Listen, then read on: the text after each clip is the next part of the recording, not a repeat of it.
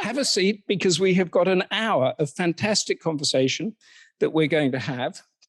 If I can find. Now, you know the name, don't you, of the breed that we are that cooks food, but we don't tell anybody.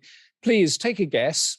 It's a crazy word, and we'll reveal it at the end. You reveal it, I might forget it. So you like breakfast? I love breakfast. I'm obsessed with having a really good breakfast. Why? Well, I think for me, breakfast sets me up for a really good day. I'm inherently greedy, so why reduce the number of meals I eat in a day to 2 when I could have 3 good meals in a day? And I just feel that for me, it wakes up my metabolism, gives me energy, and gets me going. But I struggle with breakfast in my house because we're firmly divided into 2 camps: the breakfast eaters and the breakfast haters. How big's the family? 4. 4. And how does that divide team-wise? Yep. So my husband and younger son are breakfast haters. My eldest son and I are the breakfast lovers. So we're there gulping away and they're looking at us with their juice or water or a cup of tepid tea going, "Ugh," you know. You were brought up, you've got a lovely phrase in the book, or the book, about the smells of the street markets, the bickering at the table, but your mother always cooking a home-cooked meal, and that made you what you are intelligence-wise and body-wise today. Tell us a bit about that. Well, I think, yes, it did. I mean, breakfast is one meal in the day, but my mother was basically obsessional about making sure that her children were well fed breakfast, lunch, and dinner. And she cooked from scratch. And this is despite being an NHS doctor in a generation where, you basically popped out a baby and went straight back to work after 2 to 3 days. Right. That was who she was. And despite that, she wanted to make sure that good food was always on the table. And, they took us to different places. They took us to street markets, traveling around the world, so that we were completely sort of thrown into the deep end, and we had to try everything that was offered to us. Our taste buds developed, our food memories developed. But most importantly, we started viewing food as a way of sustaining family and togetherness and showing love to one another. Okay. And that's what I tried to do for half of my family at breakfast time. Right, but you got 2 other meals of the day, or Yeah, at so least we one. managed somehow. You can swap the teams around. Are there sort of non-dinner people and Everyone's a dinner person. and lunch is as you take it? Yes, exactly. So when you were, how many siblings did you have? This bickering table that you grew up around? There was 3 of us. My sister, the middle child, enough said there, and my younger brother, the only boy for many generations, so enough said there as well, and my mum and dad. And then occasionally my grandmother, who used to live in Yorkshire in Bradford, would come down and treat us. Occasionally my other grandmother would come from Pakistan and visit as well. So we always had family around. Right. And then as you were a little girl growing up, when did you think you wanted to be not just a doctor, but a gastroenterologist? Well, it's a really, really interesting one because my father's a gastroenterologist, and he always discouraged me and said, "Don't do gastroenterology. You'll end up like me, basically doing colonoscopy your whole life." And it's true. I do colonoscopy virtually every day I'm at work. So, that is a big part of what I do. But the flip side of it is that I think gastroenterology has really evolved as a discipline, and I see so much that there is a huge interest amongst people to know a bit more about what they should be eating to maintain digestive health, which is what has always prompted me to write my second and third book, Foodology and the Kitchen Prescription, have always centered around the focus that people have, not just patients, but people, about sort of achieving this state of digestive health and happiness, and how in this very confusing world, they can go about simplifying nutrition and making it work for them in their own lives. Can we sort of put a ballast to what you're saying? Because we have a beautiful dish that you won the MasterChef of the Year competition with that is absolutely delicious. But then you have this thing that most of us don't have, of what happens once you swallow it and it goes down. And I think if you explain to us what a microbiome is, then we might get an idea of what you're talking about. Yes, of course. So the microbiome is something that's very, very misunderstood. Did you say there's 3 trillion or something we've got? Yeah, I mean, literally trillions. And every second day there is newer and newer evidence pointing to how large the microbiome is and how it functions and how it benefits the body. So for those who don't know, and to simplify it, essentially you don't live alone in your body. Inside your gut, there are literally billions and trillions of other microbiota. And these are living in a symbiotic relationship with you. And they're not benign. They have their own gene pool. The amount of genes that they possess is far greater than the human genome. And they do exert an effect on your body. They interact with the body on many fronts, whether that's with hormones, whether that's interacting with nerves or the immune system. And in those 3 key ways, the gut is able to basically interact with many, many systems in the body. And this is kind of intuitive when you think about it, because everybody has had that feeling where they're about to go for a procedure or do an exam or do something that causes butterflies in the stomach. I mean, it's the pure psychology of being in an event or doing something stressful and anxiety provoking, which has a profound impact on the bowel, and you feel it. Okay. And so you can instinctively understand that there is a relationship between what is going on in the mind and the gut. The gut and the brain are connected. There's an axis between them. And the microbiota of the gut mediate that axis. So microbiome, it's not a nerve end, it's a living thing that's not you, that is inside you. Yes, exactly. So the microbiota is the living mass of bugs that live inside you. They're bugs, and there are good bugs and bad bugs. Well, there are good patterns of bugs and there are bad patterns. Well, they have bugs. tribes, do they? They have tribes. Yeah, it's all very tribal in there. You know, they're all fighting little wars. Right. And if you feed your gut well, then you foster a really beneficial inner community. You have lower rates of inflammation in the gut, and we find that those people have less incidence of depression, less incidence of cardiovascular disease, less of the non-communicable illnesses that we see. So, for example, when I was on call over the last weekend, I saw patients coming in with complications of diabetes, patients coming in with strokes. I had a couple of patients with heart attacks. And a large element of those particular illnesses are because of long-standing dietary patterns and the relationship that the food that we've eaten has had on our gut microbiome. So being able to change that, even in small ways, can have a very vast impact. I mean, that is, before I ask my next serious question, Patrick has come in with a quote from one of your previous great writers of a generation before, Somerset Maugham. And Somerset Maugham says, to eat well in England, you should eat breakfast 3 times a day. What would that do to our microbiomes if we had a full English 3 times a day?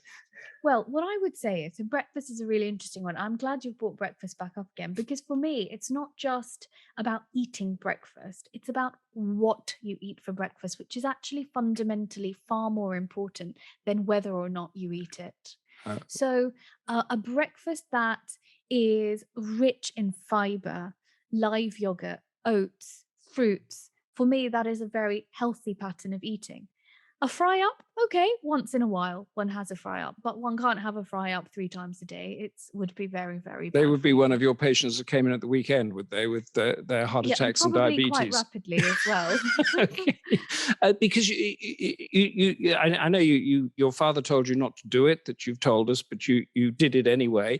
And you seem to now have a sort of passion about it, because you say in the book, like millions of other doctors across the globe, I find myself prescribing a plethora of medications to treat an array of conditions that are fundamentally a direct consequence of poor nutrition. This is what you're talking about, isn't it? Absolutely, absolutely. It's painful. It's painful to see it, in a sense. And what's more painful is that actually, if we concentrated more on dietary patterns and changing people's dietary patterns earlier, then we could prevent so many of these problems from happening.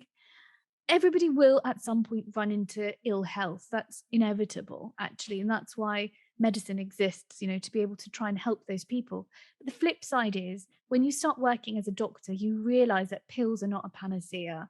And yes, they're necessary. And I'm by no means telling people to start cooking from my book and ditching all of their prescribed medications, because that would certainly be very unwise. But what I am saying is that if you can try to change your diet in certain ways, irrespective of what age you are or what health problems you already have, you will find that there are going to be benefits in terms of your longevity.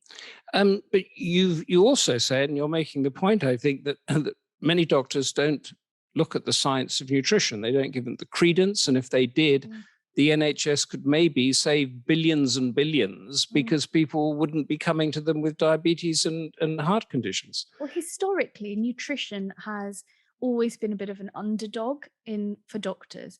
Doctors have not understood the field of nutrition very well. You're pioneering a new way, are you? I'm trying. I'm definitely one of the few foodie gastroenterologists to exist, because you'd be surprised that most people come to clinic asking about what they can eat to help with their digestive ailments and what they can eat to make themselves better. The reality is that the majority of senior clinicians don't actually know the answers and will refer on to dietetics. And particularly in the NHS, it can take up to a year to see a dietetics colleague. So you're eating 3 breakfasts a day for that year? Well, yes, yeah. I mean, if not worse, But I just want to understand this, because you're on the front line of the NHS, as it were, and we're always told it hasn't got enough money and this is happening and that is happening. So, and it seems to be quite obvious. And please, if anybody out there in virtual or here with us at Riverstone disagree or agree with what we say, please let us know, because it's a really important issue. Is it amongst your peers, the idea that you eat healthy breakfasts and dinners and congregate around it is not seen as a preventative way of stopping it's seen illnesses as a preventative way, but people lack the tools and the knowledge and language to be able to relay health messages. So people don't know exactly what to say to patients who've got a flare of ulcerative colitis. People don't know what to say to patients who are going through a nasty cancer diagnosis about what foods might be helpful to them. Many doctors don't have knowledge of what calcium content of various foods. Very few doctors have knowledge of the amount of fiber that certain food groups have and which patients benefit from high fiber diets. So it's almost thought of as the dietitian's job and not the doctor's job to do that. It takes a year. So if I came to you at the weekend with a heart attack, say, and I survived it, and then you come around on Monday morning and I say, all right, doc, what should I be eating now? Yes. What would you tell me? Oh, that's a good question. So I would probably sit you down and say, well, first of all, tell me about what your diet looks like right now. I want to know in the last few days prior to coming into hospital, what you had for breakfast, lunch, and dinner, and snacks in between. There's no shame here. I want you to be completely honest with me. Okay. And is that the way you've eaten for most of your life? Do you exercise, do you smoke, and do you sleep? Those are the 3 key questions I ask. Exercise, smoke, and sleep. Yeah. Okay. And alcohol as well, actually. I ask those 4 key health and lifestyle questions. And then once I've spoken to the person and understood a bit more about food, its impact on them, its importance for them in their life, and what they enjoy eating, I usually tailor my advice to that individual, because you can imagine it's very different talking to my South Asian grandma about her heart attack versus talking to a Jamaican lady about her heart attack versus talking to a British gentleman about his heart attack, because they have really different food tastes. So if the British gentleman says, well, I've been brought up on scrambled eggs, fish fingers, steak and kidney pie, a pint of beer, and that's going mild, what would you tell him or her to do?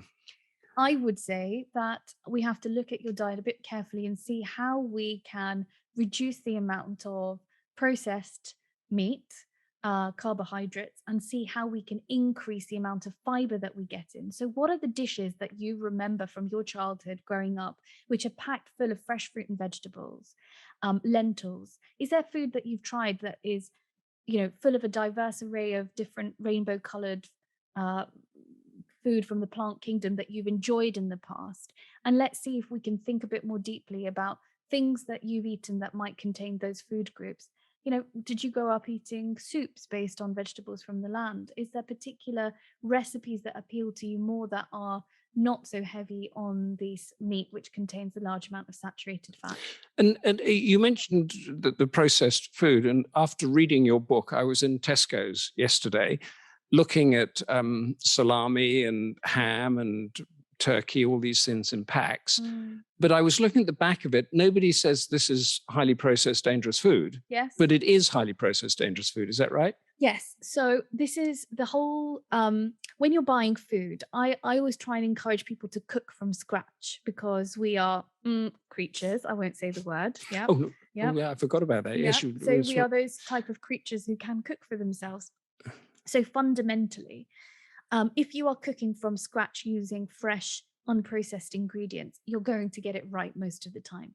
There's this fantastic classification system. It has its drawbacks, every classification system does, but it basically quantifies food and its evolution and processing.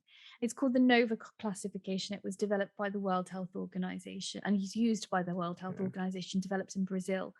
And it's, so if you compare a piece of sweet corn to then a corn puff, right, like a what's it or something, right, that my children also love eating, I have to try and take away from them. A piece of corn does not resemble a what's it at all. It started its life as a piece of corn, but it no longer looks, feels, tastes. And that's processed, is it? And that's because it's gone through the processing process. And the deep freeze in Tesco's, where you have your peas and your beans and that, are they processed or are they? They're unprocessed. They're unprocessed. Yeah, okay. so fresh fruit and veg that's been frozen is unprocessed. However, in the frozen section, you might find a frozen pizza that is highly processed. Yeah. And one of the key ways to know how much processed food you're getting is to look at the ingredients on the packet. Now, if there's ingredients that you don't recognize on the packet and you haven't got in your cupboard at home, and usually if you've exceeded 5 to 6 ingredients, it's invariable that that's an ultra processed food item. And it's surprising, because food that we think is good for us, because there's this sort of health halo around it. So food that's marketed as a low fat yogurt that's very good for you. You look at the packet and actually that's not good for you at all, because there's multitude of ingredients in there, including emulsifiers and, all these synthetic bits and pieces. So I find it much more useful to look at the ingredients rather than the marketing on a product, calling it low fat. The fat sugar section is all green and not ticked red at the front. And you think, oh, this will be something good for me. But it's not quite that simple. So I would favor, for example, in that scenario, if you were to eat like a nice live yogurt with fresh or frozen fruit, defrosted and put over the top of it with a touch of honey or maple syrup if you want for extra sweetness. You don't need that either. Maybe a few oats running through it. Those sorts of things are much, much better for us. There's an element, though, of the busy lives we lead. I don't know how you managed to write these brilliant books and go and do these colonoscopies and come here to talk to us, but these busy lives that you and raise your family, busy lives that we all lead, with what you've just described, and also the access to it and the cost of it. Can you go through that? Absolutely. So first of all, I've always seen food as the biggest and most important way that one can look after oneself.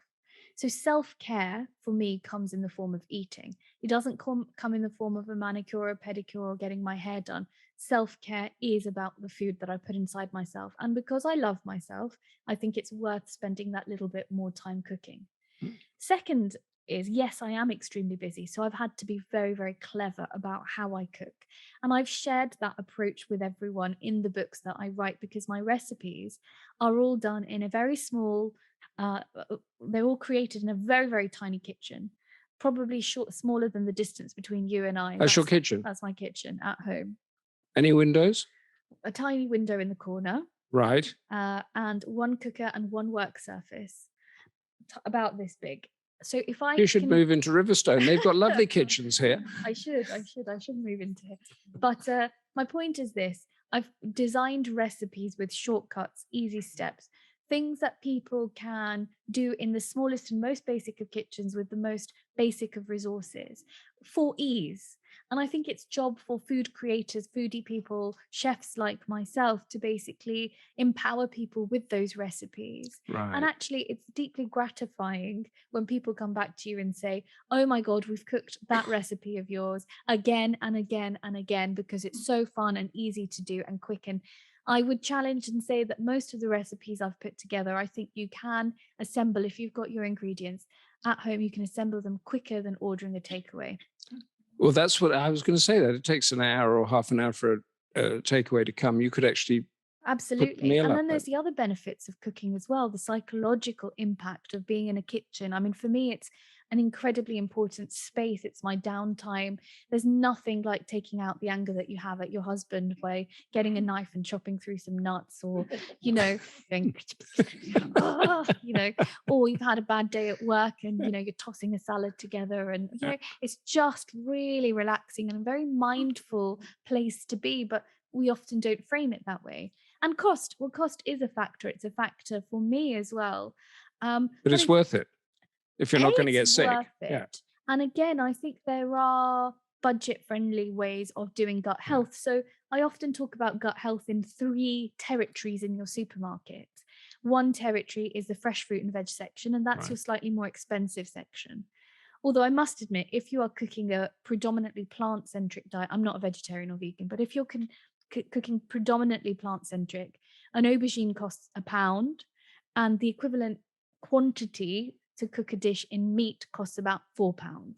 So actually, there are very budget-friendly ways of doing it. I know we say that, you know, it's more expensive to eat fresh and healthy, but if you're buying meat from scratch and you really look at your if you look at your receipt when you get home and look at how much money you've spent on you know, eating meat 4 to 5 times a week, you'll be surprised at how much you can change with little tweaks. So that one area of the supermarket is the fresh fruit and veg section. Spend some time there.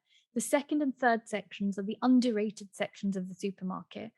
One is the tinned and dried section. So all the dried lentils and pulses, the tinned lentils, pulses, all the wonderful minimally processed ingredients that you find in those sections, which are great to have in your store cupboard, which can make instant quick meals very, very quickly and in a very cost-effective manner and add bulk. You can also use them to basically populate your food in your freezer, which is a great way of saving time as well. And then the final section is the freezer section. Which, again, if you're selective and buy frozen produce, you can save a huge quantity of money. I mean, I cannot sleep at night if I don't have frozen peas in my freezer. It's true. That's a whole different conversation, that, isn't it? We're getting some rather a long one here, but from Rupert Bath. Whilst it would be fair to say that we consume too much animal protein, and introducing more plant-based foods into our diet is a good thing and contributes towards a balanced diet, most processed meat is generally considered to be bad for you. Do you think that heavily processed meat substitutes may also not be as healthy as implied? And that if looking for plant-based meat alternatives, using natural protein alternatives such as pulses or jackfruit would be healthier and environmentally better? Yes, in a nutshell. That's a nice short answer to a long question. Thank you very much. Yes. Yes, I think absolutely. I think lots of products are ultra-processed, marketed as vegan products like vegan bacon or vegan ham. They're highly, highly ultra-processed, usually contain loads of salt in them as well. And I would much rather use things like tofu, tempeh, paneer if you're vegetarian or not vegan. Jackfruit is a great one, banana blossom, ackee. All of these different ingredients that the earth has given us are much, much better for you.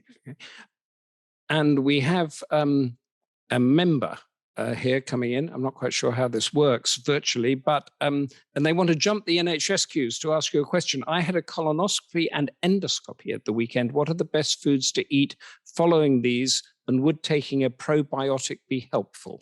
Okay, so lots of people ask me this question, and it's basically because when you've had a colonoscopy, you wipe out most of your microbiota because we've given you such excessive diarrhea that in your colon, you've basically so these warring tribes get cleaned out, do they? They do get cleaned out when we give you such terrible diarrhea. Yeah. But you have a little vestigial remnant, which is your appendix. And what Okay. we think happens is that slowly, over the course of days to weeks, the appendix basically takes over and the stored bugs inside it come out and they repopulate the gut pretty quickly. Now, what can one do to enhance that process? And it's the same sort of process when you've had loads of antibiotics, where you've basically wiped out everything inside. They will come back. The gut loves bugs, but the way to try and get it better, and these are the same principles that you use in your day-to-day life, is to try and give it the miracle grow that it needs. And the miracle grow is in the form of plants. Okay. Oh, okay. So fruits and vegetables, pulses and legumes, nuts and seeds, whole grains and spices. And if you can have a balanced diet that contains those, and we call those the prebiotics, then you'll be able to build back your gut flora. Helping it along is the probiotics, which are different to prebiotics. And those are food which specifically contains live bugs. And that's things like fermented things like kefir and kombucha and sauerkraut and kimchi. And actually, I think lots of people benefit from them. All different sauerkrauts and kimchis and kefirs will probably have different bugs inside them. They'll interact differently with people's bodies. And there's no scientific way of showing that they've worked. But empirically, we know that people have benefit from them. And also, they taste really nice. So there's no harm in taking them. Okay, so that's sort of restoring the microbiomes into the body, is exactly it right. in a way? So it's yeah, sort of repopulating. So first of all, you're applying the miracle grow with all the prebiotic plant kingdom food, and then you're giving it the actual gut bugs that it needs in the form of the kefir, kombucha, live yogurt, etc. So that's my main suggestion. Whether you should use probiotic tablets is again a very personal thing. They cost a lot of money, number one. Secondly, there's no evidence that they necessarily work. And thirdly, they don't taste as delicious as food. So I never really tell patients to take them. I know people have some benefit from them, and if it does, great. What I would suggest is trying probiotic supplements and not taking breaks, and trying them for about 8 to 12 weeks and seeing how you get on with them. And really, you have to reevaluate your relationship with them after about that time period and say, has this actually done me any good? Or actually, am I fine without it? Yeah. And the answer is most of the time, people are sort of fine without it. Judy, who is a Goldster member, says, I was referred to a dietitian. There's lots of people jumping the waiting list here, aren't there? But we'll give them a couple of things. I was referred to a dietitian for my gut, colon health, and she recommended the food map diet. We're going to get onto diets in a moment, aren't we? Yeah. And I told her that I had really tried it and it didn't do it for me, but she said that she would have to discontinue seeing me. Oh, but nobody knows their body better than ourselves. And I do believe the body will let you know if it hasn't happened. And she thinks that cooking fresh at home is the best. Does our body know the best, or? Well, do yes, you know better than I do? I think it would be very insulting to really question an individual about their own relationship within food, because it's only us that know our very own specific personal relationships with food. And I always say that I'm only here to advise and guide, but actually we know ourselves the best and better than anyone else. And that's the truth of the matter. As far as FODMAP diets go, FODMAP diets are basically usually used for people who have severe irritability of the bowel, particularly where bloating is a predominant feature. And I never, ever ask people to do the FODMAP diet on their own. The national guidelines are very clear. You should be doing FODMAP in conjunction with a dietitian, because it's a very highly restrictive diet. And can I just, because that gets us on to the next thing, which is you've got a thing here, is that restrictive diets do not work. You're quite clear about that. Just explain that to us. Yes, I think dieting as a concept. So I'll be clear, the FODMAP diet is a very specific diet, and it's not for dieting. It's a type of dietary pattern to help people with certain symptoms. Putting that aside, dieting as a concept, I don't think works in the conventional sense. So all the historic diets that we've seen, various plans that people have followed online, Weight Watchers, etc., they've done lots and lots of studies on these people who've been following those diets. No doubt, initially, when you start those diets, people do lose the weight. However, there is a massive, massive issue, because if you follow those people for about 5 years or so, the overwhelming majority are unable to sustain or keep the weight off. And that's because the way they lost it was a highly restrictive diet where they had to stop eating this, stop eating that, change this over, change that over. They had to overwhelm their life with restrictive changes. So it's best then that we eat a little bit of what we like, and we do the home cooking, the fruit, all of that stuff you said, as opposed to doing a very rigid 100%. thing. So I'm a big fan of the word diversity. Okay. Right. And diversity in the diet is really, really important. And I know we used to say before that, 5 fruit and veg a day is what you're after. But the most recent studies have shown that if you can increase the number of plant-based foods in your diet to 30 a week, that's where you start getting really, really good outcomes for your gut health. Now, 30 a week and getting that diversity might sound really difficult to some people, but the reality is, once you start doing it, you'll realize it's not as hard as you think. When I've designed some recipes in the book which have a plant diversity point of around 8 or 9, right? Okay. And so if you're aiming for 30 a week and you've got a recipe that does 8 or 9 for you, you're pretty much on your way. Spices count as well. Lots of surprising tinned ingredients count and give you your plant points as well. And you really start noticing changes when you slowly, it's important to not do it too fast, when you slowly increment the number of plants, you really, really start noticing physical changes. And it's such a delight and honor when people have sent me, the book's been out in the world for 2.5 months or so. Immediately hit the Sunday Times bestsellers list, didn't it? It did, yes. Yes, so we are on the nail here, yes. But people have now started sending me messages. In a week or two, I noticed that my bowel habit was a bit better. A couple of weeks after that, I noticed my energy was better. A few weeks after that, I noticed my skin was better. And now I'm noticing I have less hair loss, or, whatever it is that the symptoms that they were affected by. The gut is really, really clever, and it changes really quickly. So you're not stuck in the pattern that you've got forever. Your gut adapts within weeks to months when you start eating in a certain way.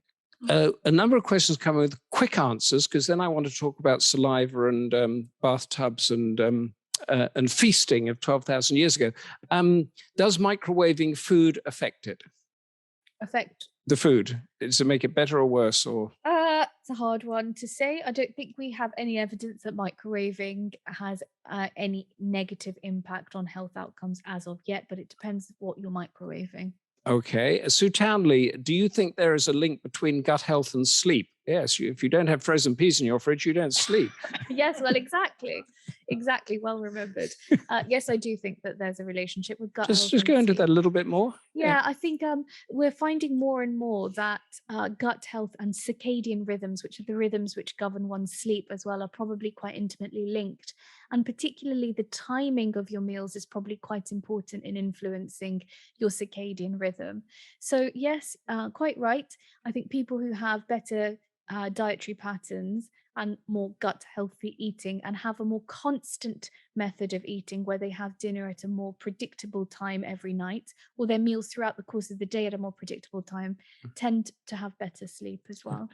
Alex, I think we've answered this. I suffer from IBS and try to follow a FODMAP diet. A lot of the fiber upsets my digestive system, and eating healthy is challenging as so much food causes IBS symptoms. Yes. Is there anything he can do, that Alex can do? I think it's really important to remember that slow and steady wins the race, because what happens quite often is, in the desire to change the diet to more plant-based, we go for it really, really, really gung-ho. And actually, the gut doesn't like to have a new fiber load where it's never experienced one before. Okay. So I always would recommend that it's not even a case of days to weeks. Sometimes this can be months to years for affected people, to very, very, very gradually introduce more plants. And even if you can get 1 or 2 more plants-based foods in your repertoire per month, you're doing well. And does plant-based, when you say plant-based, does that include fruit? Yes. Okay, anything that grows? Fruits and vegetables, whole grains, legumes and pulses, nuts and seeds and spices. Right. Patricia Bully has looked at many recipes for healthy eating, can't follow some of them because the foods are not available in the supermarkets, like jackfruit. What do you get if you can't get jackfruit?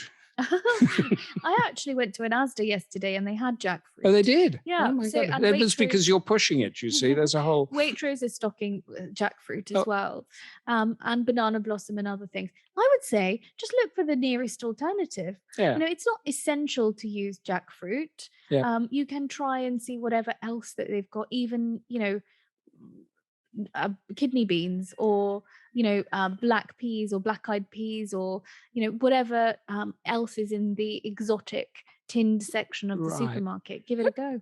Okay, and a couple of medical ones, and I should have asked you this. Please explain probiotic in a nutshell. What is it? Yeah.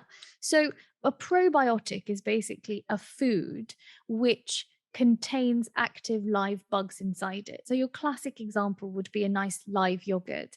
It contains loads and loads of bugs inside it.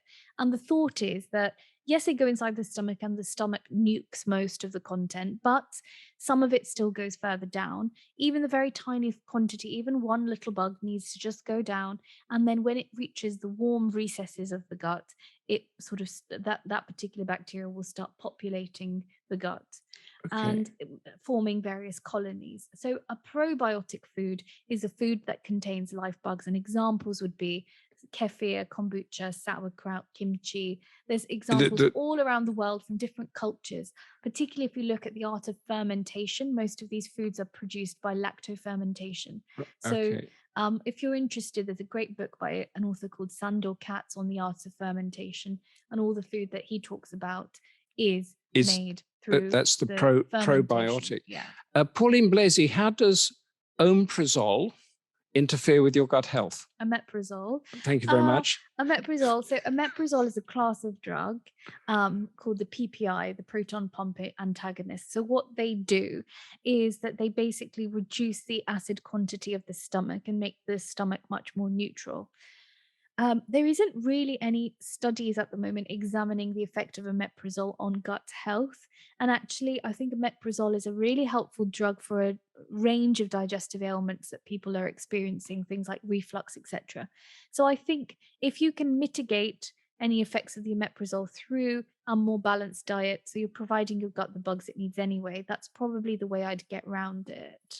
Okay, I'm not going to allow you to answer any more of these questions until somebody takes a guess on what we are as a species, because we cook our own food.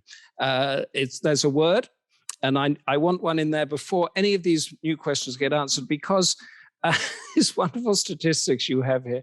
Saliva. Yeah. How important is saliva? How much do we have, and how many bathtubs can it fill? That's for you to answer. We won't ask that to the... How many bathtubs? 60 bathtubs in a lifetime, I think it is. 60,000. Yeah, oh, 60 bathtubs, 20,000 litres. 20,000 litres, is incredible. Yeah. I mean, saliva is incredible. I love medical words. So in medicine, we call chewing mastication. Yeah. And then we call swallowing deglutition. So I mean, we just love the words, you know. I mean, you masticate and then deglutate, you know. Yeah. But it's all good for you. Yes, I promise. It's good. Josie Morgan has come up with a guess. We want other ones to come in here. Omnivores is the guess. We're not going to.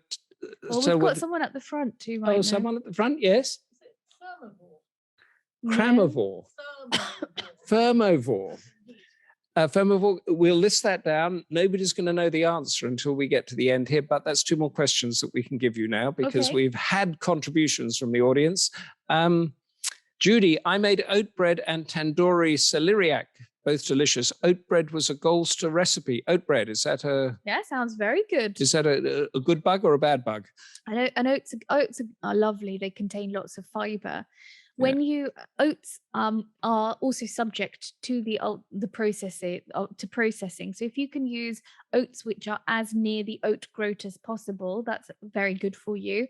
And actually, if you go towards the oats that you find in those packets which contain loads of emulsifiers, added bits and pieces, and are instant, so just need the addition of water, actually those oats have undergone the processing process and are not quite as good for you as the oat groat in its original form. So the less processed the oat, the better it is for you. Having said that, even with very processed oats, you're still getting a good amount of fiber in the diet. So it's hard to say. I don't like dividing things into good or bad. You don't. There are moderate tribes, are they? There are always moderate tribes. They go swing one way or the other. Yeah, I know. I mean, good oats and bad oats. Good. Somebody says, and I've lost it, is try the Asian supermarkets. Oh, yes. Is that if you can't find anything in Tesco's, you could probably get better stuff in the Asian supermarket? The Asian supermarkets are such a...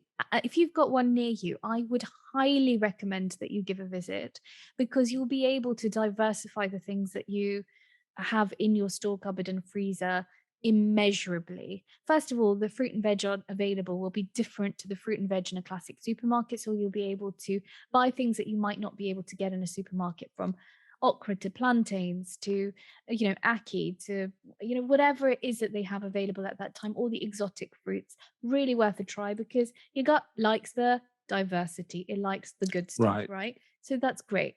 Second thing is, in the Asian supermarkets, they'll have a really different selection of frozen vegetables. Oh, okay. So the other day I had Persian molokhia leaves, which are like a Persian spinach, absolutely delicious. Loads and loads of other I had frozen broad beans the other day.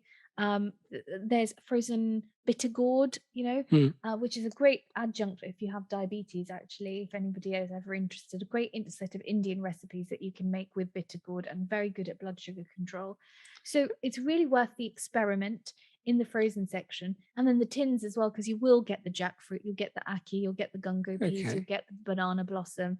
So worth doing a raid one day of your local. So if you're in Tesco and you can't find jackfruit, just go to your phone and put Asian supermarket near me, and then head around there, and you can do varieties as well, isn't there, Humphrey? Because you'll get different ingredients in a Chinese Asian supermarket versus a South Asian supermarket, and both have different flavors. But again, you'll have a vast different variety of different ingredients you can get from an Asian supermarket. All the mushrooms in the world, Chinese chives, great selection of other ingredients which you wouldn't get in a South Asian supermarket. So any Asian supermarket you can find. You could. That is Liz. This is a yes or no answer, I guess. Is fasting something that you recommend? I think it's very, very personal, and I do recommend a period of gut rest. I don't think that we should be exposing our gut to food all the time until the moment we go to sleep. I think it's important to have designated meal times. And I do think it's important to have a period of at least 8 hours, at least overnight, where you don't have anything going into your gut. I think that's quite important. The 8-hour rest, but not the 24-hour. Well, I don't think 24 hours anybody would recommend, but people do 12 and 10 and 16 hours, and it's very individual. And I think you have to look at your own personal metabolic responses and whether you've had a beneficial effect. The specific people who are in the pre-diabetic state, and for those specific people, sometimes fasting is a really useful adjunct. But it's not just about the period off food. So if you fast and then after that you feast, then it makes no difference that you fasted.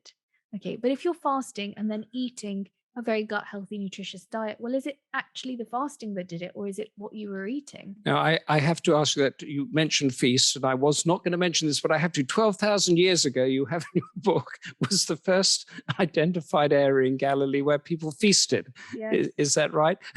And on the menu there were 70 tortoises and several butchered cattle. Delicious. Would that be good or bad microbiomes? Oh God, I dare not think about it. How do you find these things out? Yeah, I'm just very inquisitive and nosy about human eating, I think, and human eating behavior really fascinates me. And feasting is a really interesting concept, because the commensality of food. I mean, I particularly love here how you have these fantastic restaurants where people go and eat together with other people. There's this new trend that's emerged, and it's quite prominent in Southeast Asia, called mukbang. And mukbang is essentially where you have a young chap, a woman, man, who will stand in front of a camera with loads of food in front of them, and they will take a video of themselves eating loads of food. Then they upload that video online onto YouTube or whatever portal. And then the people who are eating at home essentially will eat whilst watching mukbang. So they eat while watching the other person eat on a screen. And I think it's just a product of how our societies have changed so much, where the commensal aspect of eating isn't as important. But clearly there's this inherent desire to have people around when one's eating. For me, like, even working lunches where you're eating with colleagues are the most productive. For me, dinners where you bicker at the table are the most important. For me, breakfast where you have a moment together and you're just preparing for the rush that is to ensue in the day, with the knowledge that you won't see your loved ones for the next 12 hours. That's a really important moment. So this is a sort of the social interaction, the family interaction, the digestion, and what you eat. This is a holistic element, isn't it? Absolutely, absolutely. That came with the tortoises and the cattle and the feasts that you discovered. One quick question, then I want to go on to sugar just very briefly. Quaker oats. Yeah. Are they processed food? Quaker oats have got lots of different products. Some are and some aren't. Yes. So look at the back of. Oh, somebody's actually said this. Nettie Lemon, Quaker is a brand. You can get different products. Yes. Yeah. Are you the same person? Are you Nettie? The instant sachets are more processed than rolled oats. Quite right. Well, there we go. Nettie, thank you for coming in as a co-guest here. I wonder, we've only got a bit of time left, but sugar, the sugar tax, the releasing of happy hormones or whatever, just explain what it is, how good it is, how bad it is. Well, I mean, as soon as you and I were born, we needed sugar. And we got that sugar by being placed on our mother's breasts or given a bottle. Okay, and breast milk is sweet. Colostrum is sweet. And there is an inherent need for the body to have sugar because sugar basically sustains us. And there's a reason why vanilla ice cream is the most popular ice cream flavor in the world. It's because its taste is most like breast milk. Okay. Yeah, that's right. Oh, sorry, have I spoiled vanilla ice cream for you now? But there is a desire and a basic human need to have sugar in the diet. It's one of the core taste buds that we have. So we have this human desire to have sugar, but we live in a world, in a food climate where sugar is so much more available than it ever has been before. Sweet products are so easily available. You can get them all the time. They're cheap, easy, and we just end up having so much of them. And there is now emerging evidence that if you have too much sugar, like any other drug, it changes the brain and you get this spike in the reward system, and it induces what we call a dopaminergic response in the body.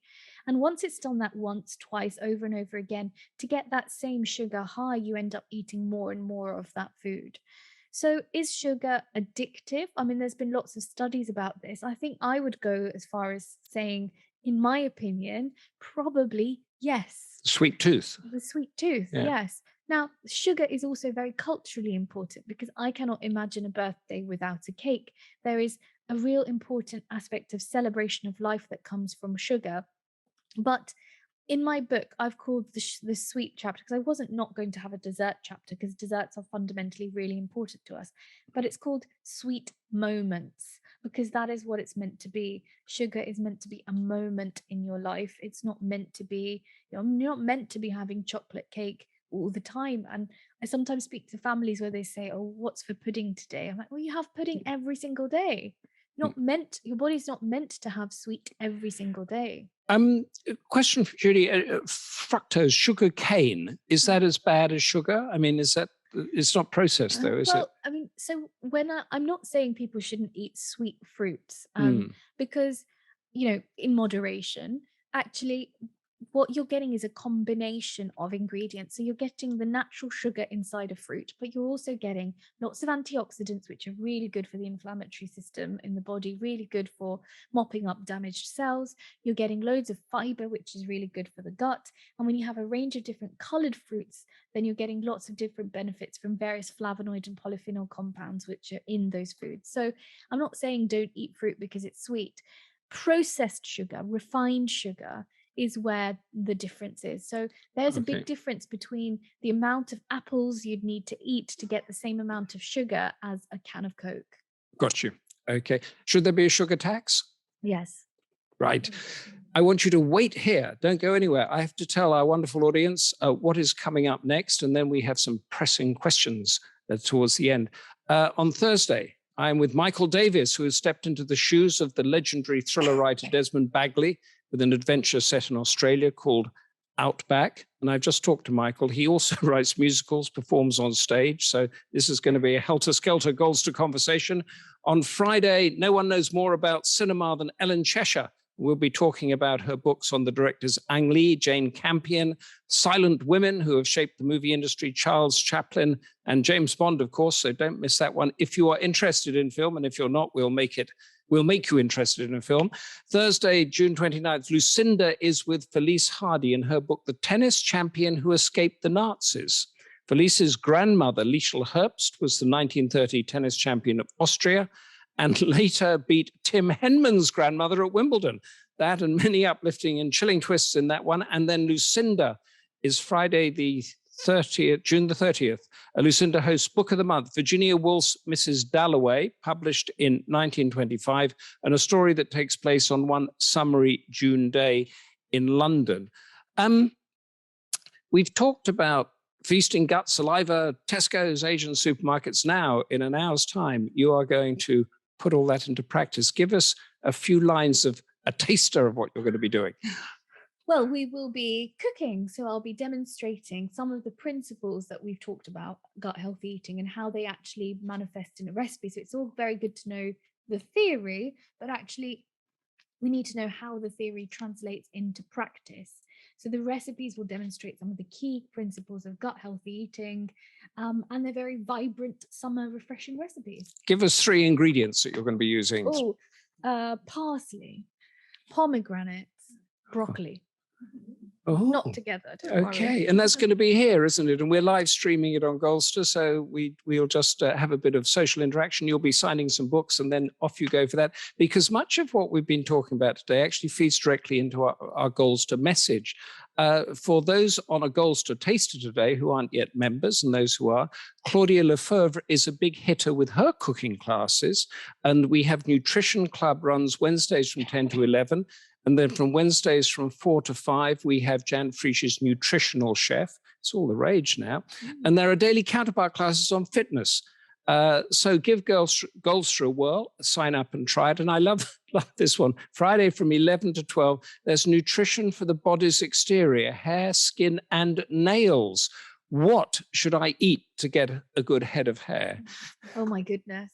Well, I'm not sure about hair because that's so genetically programmed, but definitely for skin, I know that there's a role for foods which have some omega fats in them, and lots of protein because that's good for the collagen in your skin.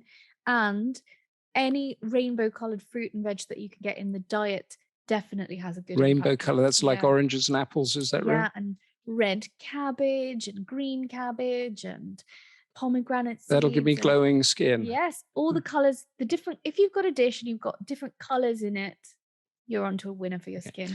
And we've talked about a lot, and you have been absolutely fantastic. Pull it all together in a couple of thoughts for our Goldster message, which is healthy living, particularly as you're getting older. Just give us a couple of thoughts on that. I think my last few thoughts would be, food is the most important form of self-care, and it's worth caring for yourself and spending that time doing it for yourself. I think it's important to not be too hard on yourself. Nutrition is a really complex field, and important to remember that there is always time to change your dietary habits, and it will always have an impact on your health for the better. And finally, I would say make sure you do 3 things. Cook as much as possible. Try not to diet, eat a diverse range of foods.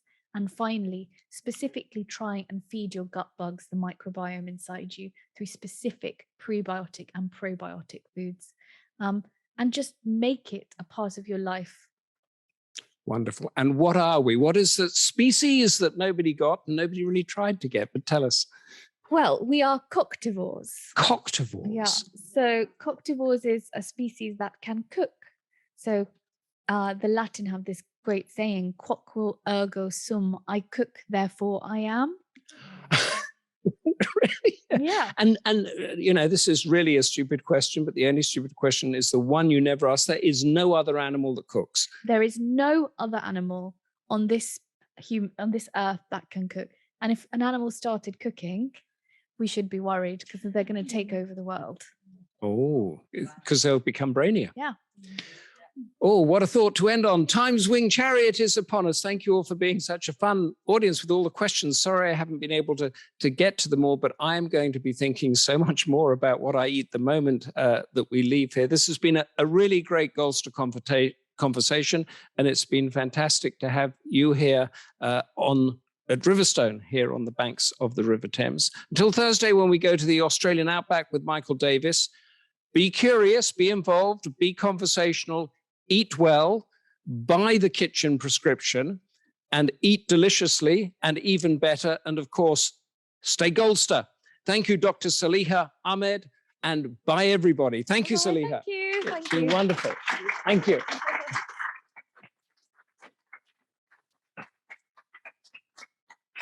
This is on sale outside. Saliha has a pen, and she's just written me a beautiful inscription in here. So she will write a beautiful one for you. And I can tell you it is the most informative and fascinating book that I have read this year. And I picked it up on the plane. I'm not a foodie, as you could tell, and absolutely fantastic. So thank you all.